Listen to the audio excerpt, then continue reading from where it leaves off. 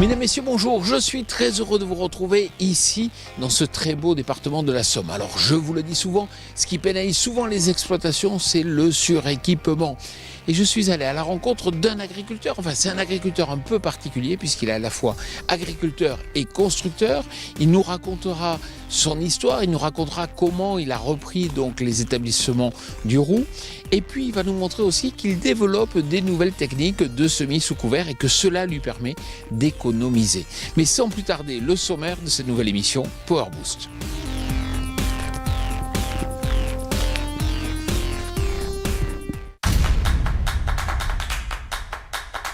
Bonjour à tous, cette semaine nous vous emmenons dans la Somme à la rencontre d'Édouard Guilbard, agriculteur et constructeur. Nous aurons l'occasion de discuter de Duroux, marque qu'Édouard distribuait dont il a pris la suite après leur dépôt de bilan en 2006, du métier d'agriculteur, des difficultés ainsi que des techniques permettant de faire des économies et du T-Drill, semoir de semis sous couvert développé, construit et distribué par Guilbard. Mais avant tout, les news. N'oubliez pas, les 4, 5 et 6 octobre se tiendra le sommet de l'élevage à Cournon dans les environs de Clermont-Ferrand. Vous pourrez nous y retrouver puisque nous animerons un plateau télé dans le hall d'accueil retransmis en direct depuis notre chaîne YouTube. Vous pourrez également y voir les 5 sommets d'or machinisme Award qui récompensent les produits innovants du salon. Une distributrice pailleuse mixte automotrice de chez Galonnier, Agri-Repel Wrap de chez Interfol, le Respiro R3 de chez Jeannette Déby, le KL 25.5E de chez Kramer et le Slop Control proposé par Class. Nous vous le présenterons plus en profondeur depuis les allées du salon dès la semaine prochaine.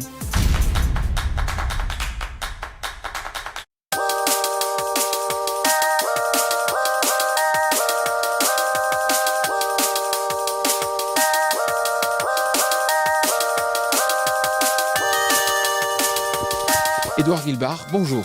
Bonjour Jean-Paul. Alors c'est vrai que vous êtes avant tout agriculteur, mais en 2006 vous distribuez les matériels du constructeur du Roux. Celui-ci est en dépôt de bilan et vous décidez de le racheter, de devenir constructeur. Pourquoi ? Alors, Duroux avait 50 ans d'existence, c'était une entreprise avec laquelle on travaillait depuis 25 ans. Donc c'est quelque chose qu'on voulait absolument continuer dans notre secteur parce qu'il y avait une réelle image positive de l'entreprise. Du coup, on a voulu continuer cette activité.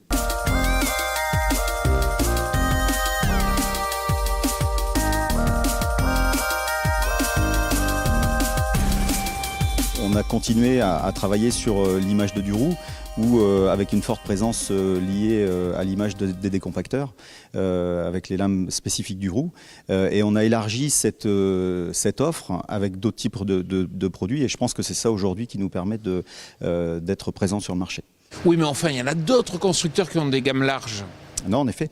C'est vrai qu'on a beaucoup de produits. On a cette gamme de décompacteurs. On a les outils de préparation de sol, les outils de printemps, les combinés, les vibros. On a toute une gamme d'outils poussés. On a une gamme aussi d'outils spécifiques pour le semi-direct et le semi-simplifié, des striptiles, etc. Alors c'est vrai que ces produits-là, on les fait sur mesure et je pense que c'est ça que les gens aiment retrouver chez nous. Ça veut dire que si je suis agriculteur, si j'ai un besoin particulier, je viens chez vous pour un outil bien spécifique, vous allez le faire sans pour autant me massacrer sur le plan du prix ? Non, on a aujourd'hui l'expérience qu'on a, les 10 années d'expérience qu'on a sur la fabrication nous permettent de réussir à comprimer nos charges. On réussit aussi à aller très vite sur la réponse aux clients. On n'a pas besoin d'un délai important au niveau du bureau d'études. Et du coup, on arrive à avoir quelque chose de rapide en très peu de temps. Je vais vous prendre un exemple. J'ai un voisin qui a des vergers, qui, avec les conditions difficiles de cette année au niveau de la cueillette, a massacré un petit peu ses chemins. Et il nous a demandé de lui fabriquer une machine spécifique pour niveler ses terrains, quelque chose de tout simple, en mécano-soudure pour nous. Et ça n'a pas été compliqué de lui sortir quelque chose avec un rapport qualité-prix hyper compétitif. Mais vous allez encore plus loin en matière de diversification. Alors c'est vrai, moi je rencontre des concessionnaires, ils sont souvent stressés sur le plan économique.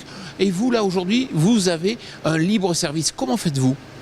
Alors, Dans le cadre de la fabrication, on construit à la demande, c'est-à-dire qu'on a une partie de nos produits qui est stockée. Je vais dire les fers de lance, les décompacteurs à lame du roux par exemple, ça fait partie des produits qu'on a toujours sur parc, quelques tasses avant.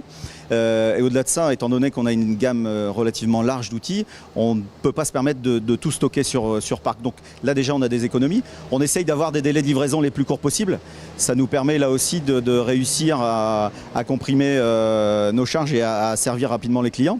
Et puis en ce qui concerne la distribution, on travaille avec un groupement d'achat qui s'appelle SCAR et qui ne nous met pas une pression importante au niveau des achats. Et donc là aussi on a réussi à comprimer nos stocks et à être relativement léger en termes de finances.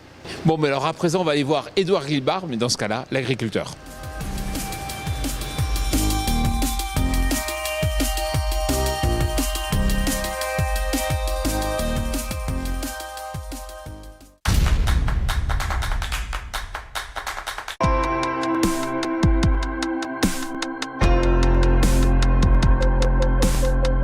Édouard Guilbard, vous êtes céréalier, vous exploitez 115 hectares et puis vous êtes un céréalier serein parce que notamment vous engagez depuis quelques années donc sur le semis sous couvert et on le voit ici, vous avez une diversité de couverts qui est vraiment intéressante.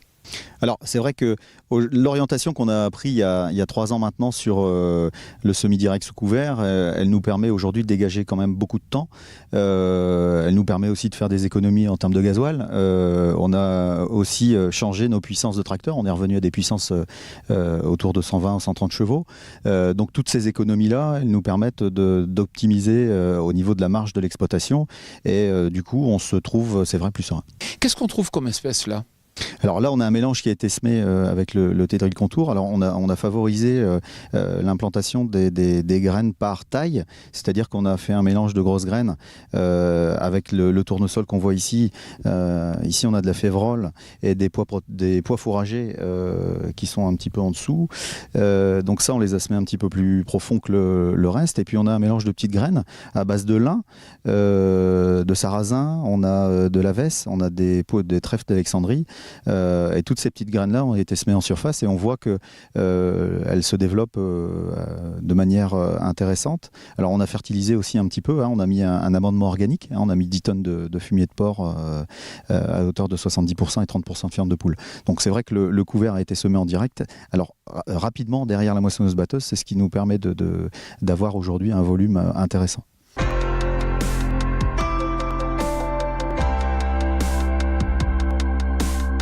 Mais c'est vrai qu'avec une telle diversité, un couvert comme ça va coûter cher.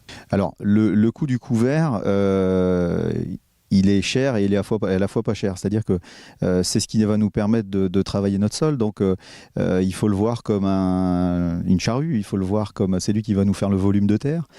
C'est lui qui va nous permettre de digérer la biomasse. Donc, il coûte 70 €, mais c'est un investissement qui est hyper rentable. Mais concrètement, ça va vous permettre d'économiser combien ? Alors, le coût d'implantation, notre coût d'implantation, nous, c'est 30 € avec le semoir.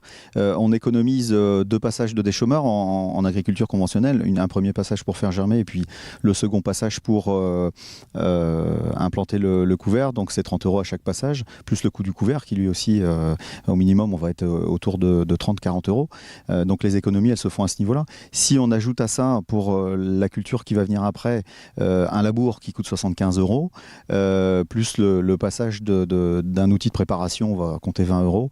Le semoir, par exemple, ici, ça va être pour des betteraves. On compte 50 € aussi pour le coût d'implantation. Grosso modo, on a une économie autour de 150 €.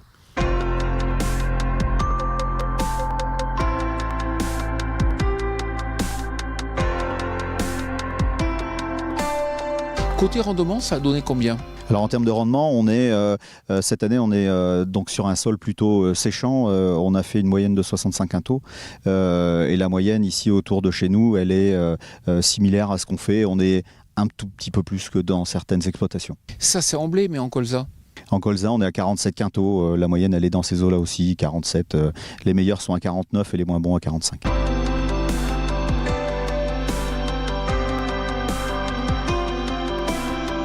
On le voit, ce couvert est bien développé, il va falloir quand même au printemps le détruire. Est-ce que la disparition possible du glyphosate vous fait peur ? On essaye d'avancer sereinement. On se dit que, enfin, moi, je me dis que c'est quelque chose. S'il y a quelque chose qui doit évoluer dans ce système-là au niveau de l'application du glypho, il y aura peut-être une solution derrière, alternative, qui coûtera peut-être là aussi plus cher. On verra ça. Mais je pense que avant de rendre les armes, il faut essayer de trouver les solutions et puis d'apprendre à travailler un petit peu différemment dans l'objectif d'optimiser la rentabilité de l'exploitation. Et je dirais que le glyphosate, c'est une clé qui rentre dans le système, mais c'est pas la pierre angulaire du système. Je pense qu'il y a d'autres alternatives. Il y aura d'autres alternatives d'ici quelques années, je pense, pour pallier à ce problème.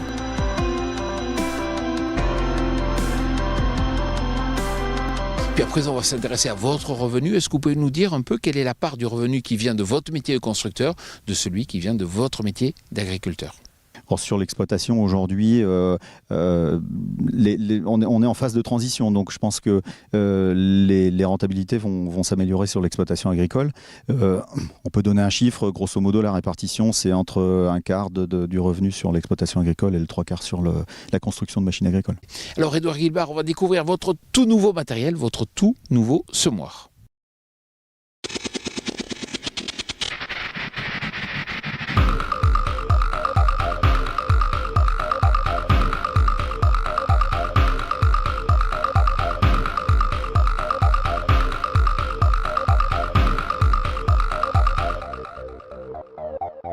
Édouard Guilbard, alors c'est vrai que vous avez ressenti le besoin de proposer un semoir, de le commercialiser. Quel était le besoin, quel était le cahier des charges ? Alors le cahier des charges, pour bien réussir la transition entre l'agriculture conventionnelle ou TCS et semi-direct sous couvert, on sait que c'est l'implantation des couverts.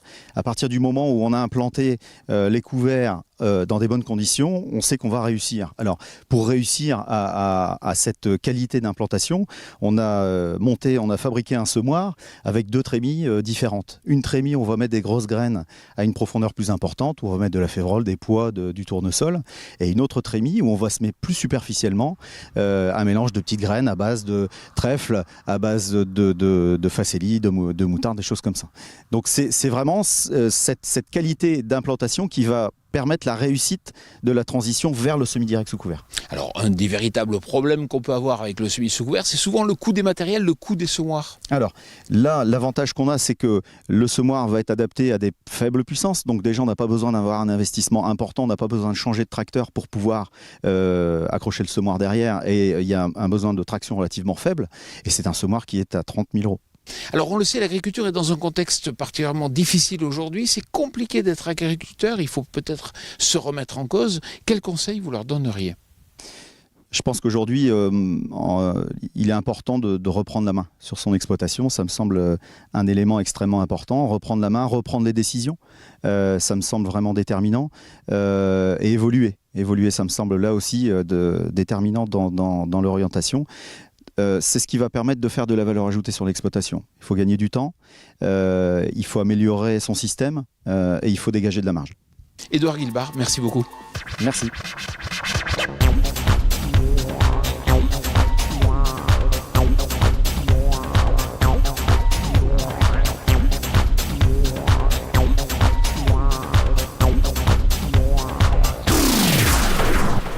Voilà, j'espère que cette émission Power Boost vous a plu. Alors si le sujet de la biodiversité vous intéresse, je vous conseille vivement de vous rendre à Castelnaudary dans le sud de la France pour cette journée biodiversité organisée par le CNIS. Et puis si vous souhaitez assister à l'enregistrement de nos émissions sur notre plateau TV Agri au sommet de l'élevage, bien sûr, vous êtes les bienvenus, c'est à Cournon et c'est tout près de Clermont-Ferrand. Je vous souhaite une excellente semaine.